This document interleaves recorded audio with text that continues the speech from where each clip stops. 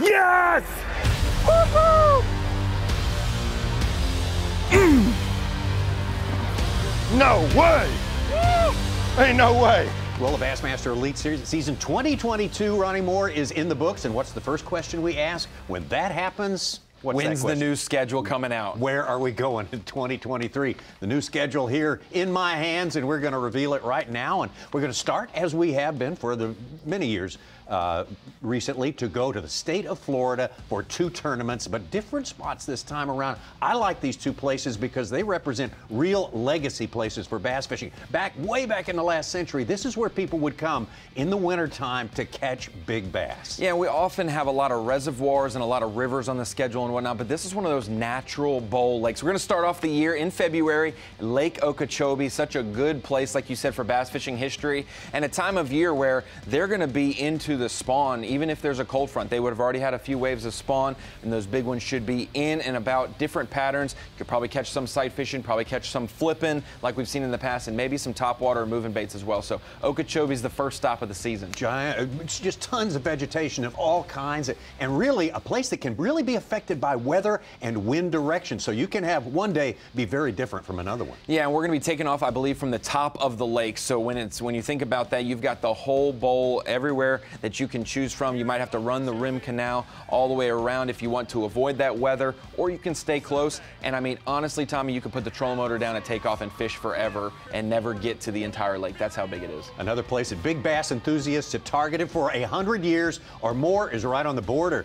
between Georgia and Florida, and that is Lake Seminole. The Chattahoochee and the Flint Rivers coming together there. Just a classic bass fishing place. And it's been a really special place, especially this time of the year. When it is colder and some of those Florida lakes get a little temperamental, Seminole is a place that you can fish a little bit deeper at times. There's a lot of grass offshore that's plentiful there. Spring Creek regions, you always have wing gates, you always think about that. And like you said, it's got 3 states represented. Part of it's in Georgia, the most of it is. The western side is in Alabama, and then obviously near the dam is the Florida border and whatnot. So Seminole, a place we haven't been to since 2014, where we saw giant weights despite how cold it was. We saw moving bait bites and fish on bed. 97 plus to win that one right there. Really looking forward to Seminole. Those dates for the Florida swing: Okeechobee February 16th through the 19th, Seminole February 23rd through the 26th. And then we head to another state where we've spent a lot of time in the past few years, but one of our destinations is going to be one we haven't been to for a long time. Yeah, we're going to take a few weeks and we're going to go to the Bassmaster Classic in Knoxville, and then a few weeks after that we will spend 2 tournaments in the state of South Carolina. And we're going to go over to Santee Cooper and to Lake Murray. Those 2 places back to back will be special. Yeah, Lake Murray, South Carolina, our buddy Davey Heights, home lake, along with Santee Cooper. Exactly. He kind of splits his allegiances between the 2. I just want to mention real quick that Santee Cooper is going to come up the 27th through the 30th, and Lake Murray going to be the 20th through the 23rd. But Lake Murray, very unique lake, old mature lake built back in the 1930s. It is a herring lake too, so that makes it very interesting. Yes, and we often see a lot of spotted bass and stuff play with blueback herring lakes, but a lot of Lake Murray's fish are largemouth. They orient there off the cane and those offshore brush piles where the blueback herring like to get. But it's not going to be summertime, it's going to be spring, so you're going to see guys going up there maybe with some top water, definitely some spawning action possibly going on. You're going to maybe have a shad spawn depending on how our springs go in the Carolinas, what it'll be like. But Lake Murray, a place that will kind of reveal a lot of old memories from that place from the early stages of the Elite Series, but we haven't been there in quite a while. 2011, I believe, the last time. We obviously know all about Santee Cooper. We've had it 2 or 3 times in the last 3 seasons on the Bassmaster Elite Series, but boy, Tommy, that place will not disappoint in the month of April.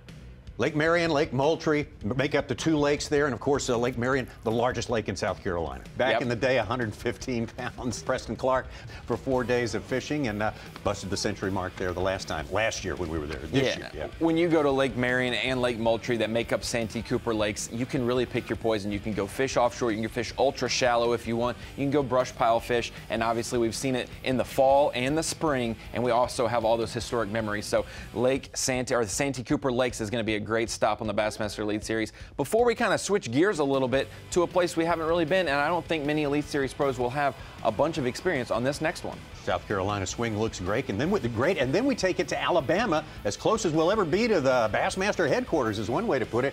Fans know it from the Classic a lot. Lay Lake, the Classic there in '96, 2002, and 2010. Yeah, Lay Lake is a place that we do know from the Classic memories, and most recently through College Series and High School Series memories. And I believe the Opens has been on the Coosa River plenty of times as well. Sure. Lay Lake, though, a place that'll be, I believe it's the first stop for the Bassmaster Elite Series ever there. You'll have the swim jig ability in May. It's in the month of May, so swim jig ability on the grass. And we'll also maybe see some people head up to the tailwaters from the Logan Martin Dam, all of that current, the different boulders that you can fish, all those eddies that you can find up and down the river, or you can stay in the lake and fish it like a generic, normal lake.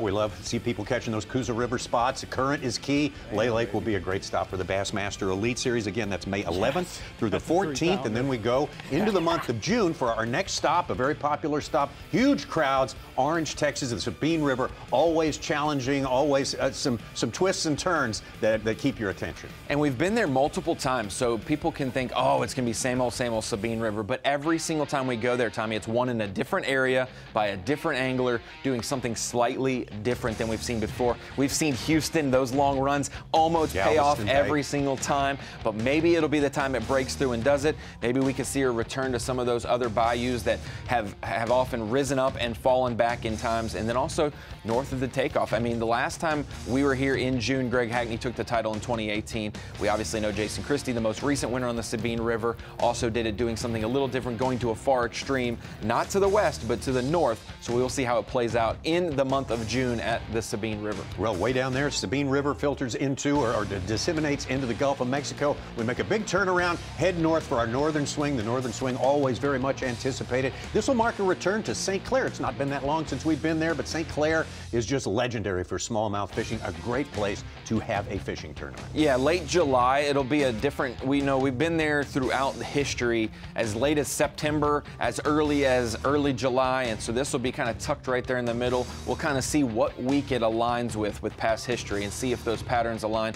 But we've often said this, when we have come to Lake St. Clair, it was always who's going to go to Huron, who's going to go to Erie, and one of those people will win. That's not been the case recently. You have to be on St. Clair to win a lot of these tournaments recently. If you're in the St. Clair River, the Detroit River, that's still connected to St. Clair. You still have a shot to win, but St. Clair has been growing them big and producing them for the last couple years for sure. It's definitely a place that you can stay and never leave and be just fine. Last Elite Series event there was in 2020. Of course, we had the year before that, 2019, the AOY Championship. Seth Fighter, I believe, won that one. So who went on the next year to win Angler of the Year, or 2 years later to be Angler of the Year. Yeah, and we saw big schools of fish offshore. We have Canada in play. The last time we were there in 2020, the border was not open. It was just U.S. waters, so we will be able to explore Canada a little bit. For Bassmaster Live, maybe not so good because we lose some service as they get to the Canadian shoreline, but we have seen plenty of great action over the years. Some of those Bell River knobs and all of those different places out in the middle of the lake. You wonder, is there even a bass out here? Yes, there's giant schools of smallmouth. We'll see if that plays in late July. Tapping into the legend and lore of St. Clair. That's July 27th through the 30th. And then we go to another popular spot, popular for so many years. Everyone points to a tournament on Champlain. Yeah, we always seem to wrap up our season, or at least have a stretch of our season in the state of New York. We will end it with 2 events in New York, the first being Champlain. And man, Tommy, it used to go there and you'd be like, you have to fish for largemouth to win. Guys who made the run to Ticonderoga, it would always pay off. Most recently, we see you can win it with all smallmouth. We saw that with Brandon Polinick a few years ago. And then most recently, Brian Schmidt getting it done with a mix of both largemouth and smallmouth.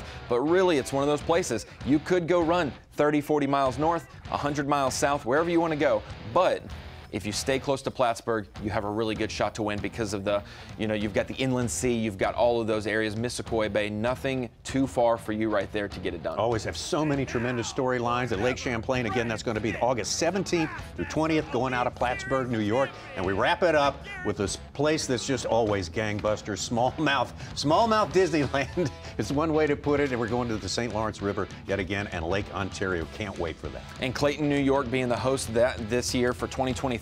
And for this past season in 2022, we got to see fireworks. It was one of those things. We've been there so many times, seen it in so many different aspects. We've seen wind and weather affect game plans. We've seen where the takeoff is, the strategy. Do you stay in the river? Do you run to the lake?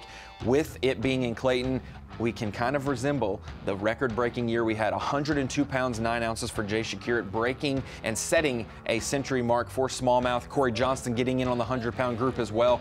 Maybe we get 4 perfect days of weather. If not, it'll still be a great St. Lawrence River and Lake Ontario because we've seen it in all aspects. And it'll be interesting to see how it differs from this year in July to about the August time period next year to end the season. That's the Northern Swing to wrap the season up again to St. Lawrence, August 24th through the 17th, and there you are. 2023, the brand new schedule just released, and we're looking very much forward to it, and we know you are as well.